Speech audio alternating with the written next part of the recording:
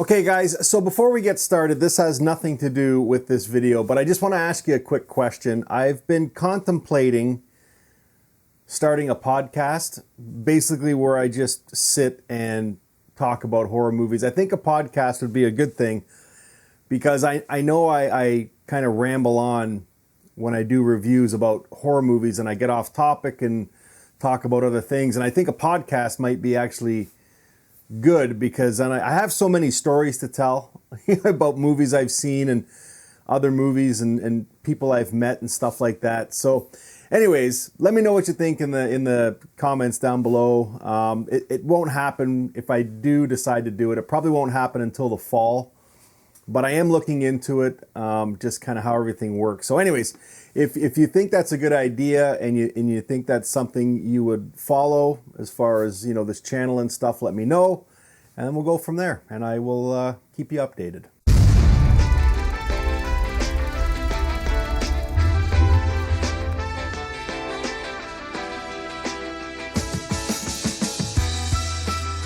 Hey guys, welcome to Happywax TV. Okay, tonight we are talking The Nameless Days.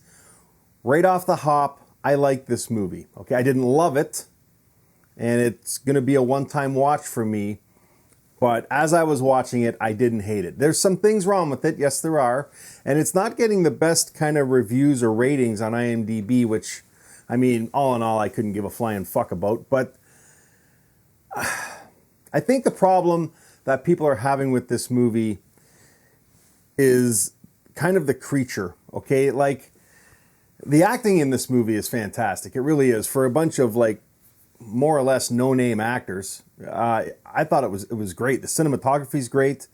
There's some plot holes in here as well, you know, people can bitch about and stuff, but I mean, for a low-budget flick, and this might be also, too, because I've seen so many shitty movies in the last couple of months that I'm kind of looking for something to you know, say, go watch this movie because it's fairly decent. But, I mean, really, I mean, the acting in this movie is fantastic. I think the problem that people are having with it, or the big problem anyways, is that the ending was a little too quick, all right? And the creature in this movie, too, is just... Listen, I've said this since day one of this channel. I will take a person in a suit probably 98% of the time as opposed to a CGI creature, okay? I just, you know, I'm 50 years old. I grew up in that era where, you know, in the 80s and you know, 70s and all the movies that came prior to that, even before I was born, that's kind of was what I was shown when I was a kid. And the majority of it was practical creatures. So that's what I've grown up with. And we seem to be getting away from that a lot in going into the CGI creature for everything. Obviously, if it's big budget, you're going to get CGI, but even the lower budget, they try and pull off this CGI bullshit, and it hardly ever works. It actually detracts from the movie. But I think in this case, unfortunately, the budget of this movie just didn't allow for the creature and the broadness that I think the directors wanted to bring to the screen here. I mean, I still thought it was great, and some of the scenes were very claustrophobic. Like that's what they kind of had to do, is they knew they couldn't make like a grand scale of a movie, so they kind of closed everything in. So the majority of the movie takes place in, I think it's like these mine shafts right on the Mexico border there, where they try and cross, and then in the house of where our main characters live. And I think they did a fairly good job. There's also 3 stories here, okay? Let me read the synopsis. On the border between the United States and Mexico, once every 20 years, there are days that locals call timelessness. At this time, the gods to whom the ancient Mayan tribes made sacrifices descend on earth to take human souls. Okay, so I didn't really research the background lore here in this story, so I mean, you can take it for what it's worth, but basically what I gathered, because they tell you in the film, is that every so many years there's 5 days on the Mayan calendar that are unaccounted for, and during these 5 days, these demonic creatures can come back on earth and then claim a victim. All right, so basically we've got Raul and his girlfriend trying to cross the border with their baby. Okay, that's the one story. Then we've got Nicole, who is like a track star, but she's living on this desert farm with her father, Charlie, okay? And I can't remember if the mother has either passed away or left them, okay? But they're just there together, and, Charlie's still having a hard time dealing with it. And then Nicole has been offered by her uncle to come live with them so that she can go to a better school to try and get like a track scholarship and stuff. And Charlie and his brother don't get along, and there's, that kind of confrontation between Nicole and Charlie. So there's that story going on.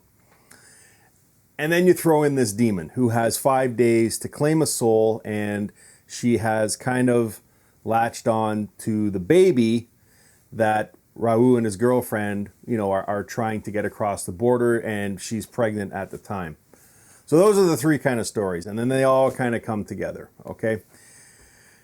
Again, the acting in this movie, I thought for the most part was great, okay? Not just good, but great, especially when you have like a bunch of really no-name actors or up-and-coming actors. I thought that it was great, and the direction for the most part was okay. And again, I felt the setback here was obviously the budget, and they knew this, okay? And they did a good job of kind of keeping this confined to what they could pull off. There were some scenes that I felt kind of failed. And again, the thing is that this creature was 100% practical.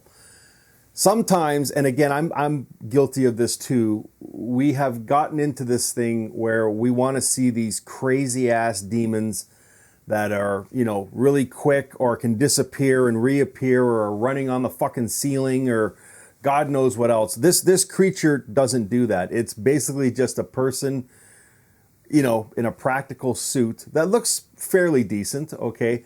But it just kind of lumbers around. It's not very quick, and it shows, and it does kind of detract from this movie, right? A little bit, okay? And again, I think that's the problem that people are having with this, is just because this demon, I mean, really, it's here for 5 days, okay? And I was thinking to myself, especially in the third act, because all these people come together, okay? Like Raul goes to Nicole's house.